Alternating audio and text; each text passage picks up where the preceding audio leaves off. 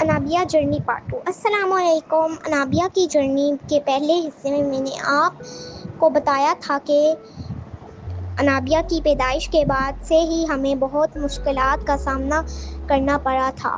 Feeding اس کی، وہ دودھ آسانی سے نہیں پی سکتی تھی، فیڈر نہیں چوس پاتی تھی، اور بعد میں کھانے کے معاملے میں بھی ہمیں بہت اسٹرگل کرنی پڑی۔ لیکن یہ کہانی صرف کھانے پینے تک محدود نہیں تھی۔ جیسے جیسے وقت گزرتا گیا، ہمیں انابیہ کے بارے میں بہت سی ایسی باتیں محسوس ہونے لگی جنہیں اس وقت ہم سمجھ بھی نہیں پاتے تھے۔ جب انابیہ تقریباً 9 ماہ کی ہوئی تو ہمیں محسوس ہوا کہ وہ ہماری باتوں کا رسپانس نہیں دے رہی۔ ہم اسے ہلاتے، اس سے بات کرتے، اس کے ساتھ کھیلنے کی کوشش کرتے، لیکن ہمیں اس کی طرف سے وہ رسپانس محسوس نہیں ہوتا تھا۔ اس کا کانٹیکٹ آئی بھی بہت کم تھا، اور ایک ماں کے لیے یہ چیز سمجھنا بہت مشکل ہوتی ہے کہ آخر میری بچی کے ساتھ کیا ہو رہا ہے۔ ہمیں تو یہ بھی معلوم نہیں تھا کہ سب کس وجہ سے ہو رہا ہے۔ ہم ڈاکٹروں کے پاس جاتے رہے، ایک ڈاکٹر کچھ کہتا، دوسرا ڈاکٹر کچھ کہتا۔ ہمیں شروع میں کوئی ایسی واضح گائیڈنس نہیں ملی جس سے ہمیں سمجھ آتی کہ انابیہ کے ساتھ اصل مسائل کیا ہے اور ہمیں آگے کیا کرنا چاہیے۔ کچھ ڈاکٹروں کی طرف سے ہمیں یہ بھی کہا گیا کہ اس کا کوئی علاج نہیں ہے، یہ اسی طرح رہے گی، آپ اسے گھر لے جائیں اور جس طرح زندگی چل رہی ہے اسی طرح چلائیں۔ یہ باتیں سننا ہمارے لیے بہت تکلیف دہ تھا، کیونکہ ہم پہلی مرتبہ والدین بنے تھے۔ ہمیں ایسی صورتحال کا پہلے کوئی تجربہ نہیں تھا۔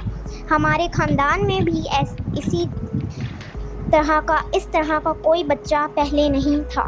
ہمیں سی پی کے بارے میں کچھ بھی معلوم نہیں تھا۔ ہمیں یہ بھی معلوم نہیں تھا کہ کس ڈاکٹر کے پاس جانا چاہیے، کون سا ٹیسٹ کروانا چاہیے، یا ہمیں آگے کیا قدم اٹھانا چاہیے۔ ہم بس یہی سمجھتے تھے کہ ڈاکٹر کو سب کچھ معلوم ہوگا اور ڈاکٹر جو کہے گا ہمیں اس پر عمل کرنا ہوگا۔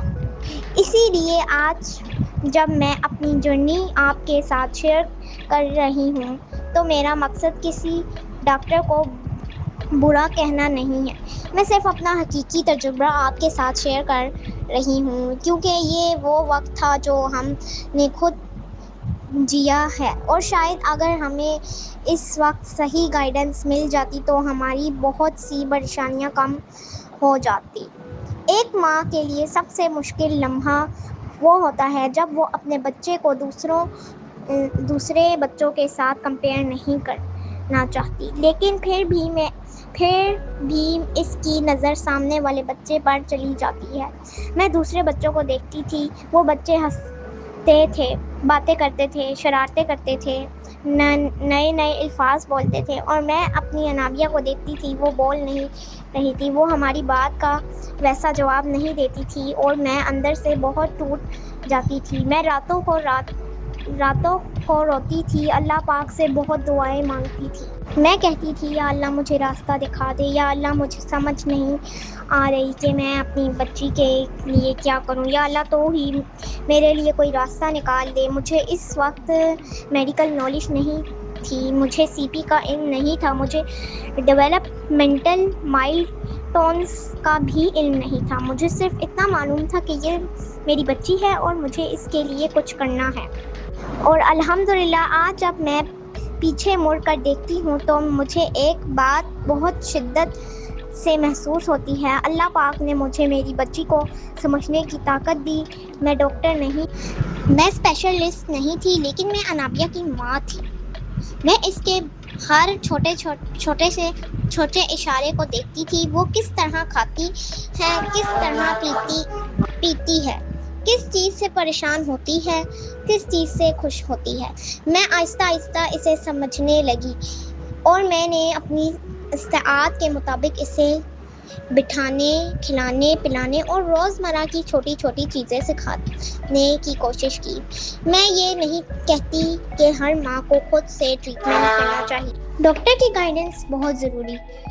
میں صرف اپنی زندگی کا تجربہ بتا رہی ہوں کہ اس وقت جو کچھ مجھے سمجھ آتا تھا میں نے اپنی بچی کے لیے وہ کرنے کی کوشش کی، اور آج بھی میں انابیہ بول نہیں پاتی، لیکن الحمدللہ وہ بہت سی باتیں سمجھتی ہے۔ وہ اپنی طرف سے نماز پڑھتی ہے، اللہ اللہ کرتی ہے، ماما کہتی ہے، اور اپنی ضرورت یا بات اپنے انداز میں سمجھانے کی کوشش کرتی ہے۔ میں اس کے اشارے سمجھتی ہوں۔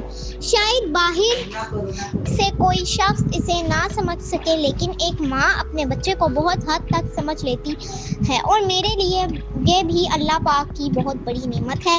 پہلے میں بہت زیادہ سوچتی تھی انابیہ بولتی کیوں نہیں، انابیہ چلتی کیوں نہیں، بیٹھتی کیوں نہیں، میں ہر وقت پریشان رہتی تھی، لیکن وقت کے ساتھ ساتھ میں نے ایک بات سیکھی، ہر بچے کا سفر ایک جیسا نہیں ہوتا، اور ہر بچے کی پروگریس بھی ایک جیسی نہیں ہوتی۔ آج بھی میری پریشانیاں ختم نہیں ہوئی ہیں، ابھی بھی جاری ہیں، لیکن میں نے ہمت ہارنا چھوڑ دیا ہے، کیونکہ اگر ایک ماں ہی ہمت ہار جائے تو اپنے بچے کے لیے کھڑی کون ہوگی؟